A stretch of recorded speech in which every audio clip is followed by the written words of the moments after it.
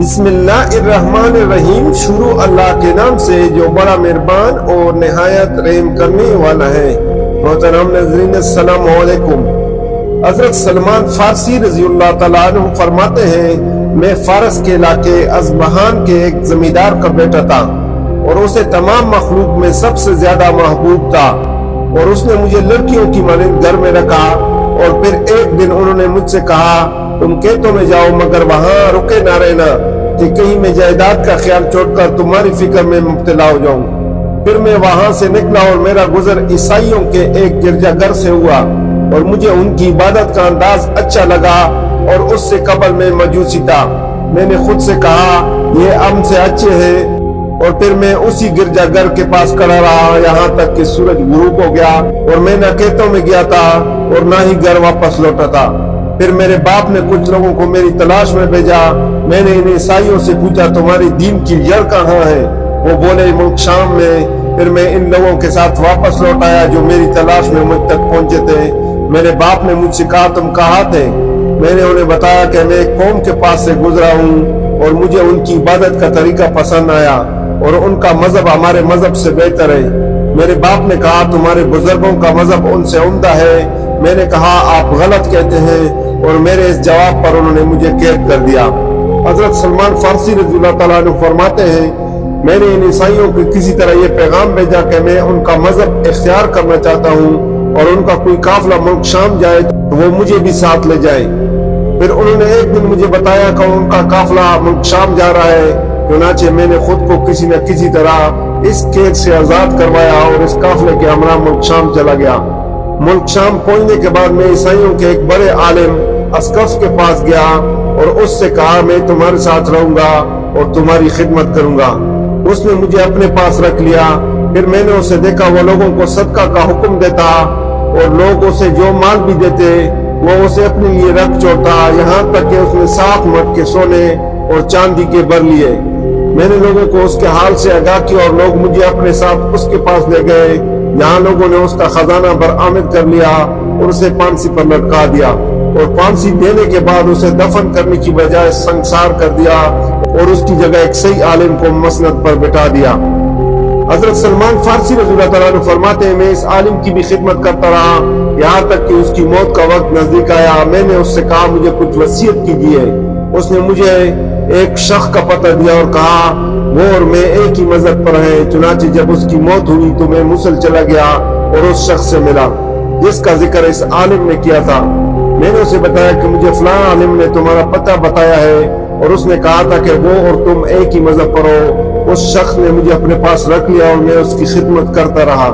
پھر جب اس کی موت کا وقت نزدیک آیا تو میں نے اس سے بھی وصیت کی، درخواست کی، تو اس نے مجھے بتایا کہ میں اموریہ میں موجود فلاں شخص کے علاوہ کسی اور کو نہیں جانتا جو تمہاری رہنمائی کرے۔ چنانچہ اس کے مرنے کے بعد میں اموریہ چلا گیا اور اسے تمام ماجرا بیان کیا۔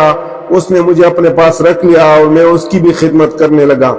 پھر جب اس کی موت کا وقت نزدیک آیا میں نے اس سے وصیت کی درخواست کی، تو اس نے کہا میں تو کسی شخص کے متعلق نہیں جانتا جو تمہاری رہنمائی کرے، البتہ آخری نبی کا ظہور ہونے والا ہے، اور وہ دین ابراہیمی پر مبعوث ہوں گے، اور پھر وہ کھجوروں والے شہر ہجرت کر جائیں گے، اور ان کے دونوں کندھوں کے درمیان مہر نبوت ہوگی، اگر ہو سکے تو تم ان تک پہنچ جانا۔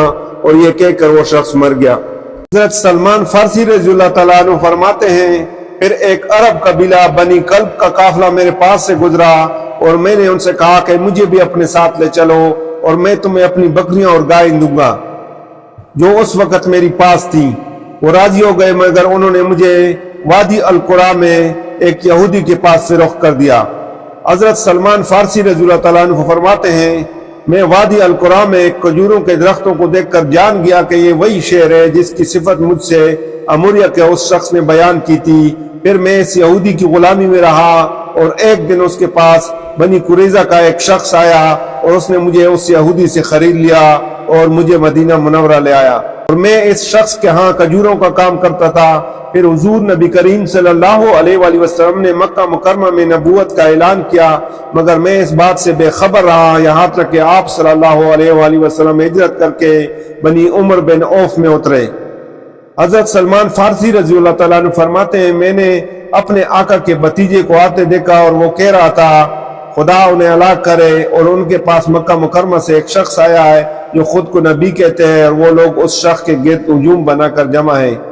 حضرت سلمان فارسی رضی اللہ تعالیٰ عنہ فرماتے ہیں، میں نے جب یہ خبر سنی تو میری خوشی دیدنی تھی، اور میں نے جب اس سے تمام بات پوچھنا چاہی تو میرے آقا نے مجھے گونسا مارا اور کہا تم اپنے کام سے کام رکھو، اور میں اپنے کام میں مشغول ہو گیا۔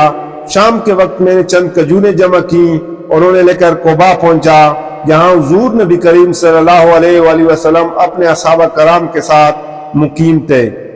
میں آپ صلی اللہ علیہ وآلہ وسلم سے ملا اور وہ کھجوریں آپ صلی اللہ علیہ وآلہ وسلم کی خدمت میں پیش کی اور عرض کیا کہ یہ میری جانب سے صدقہ ہے۔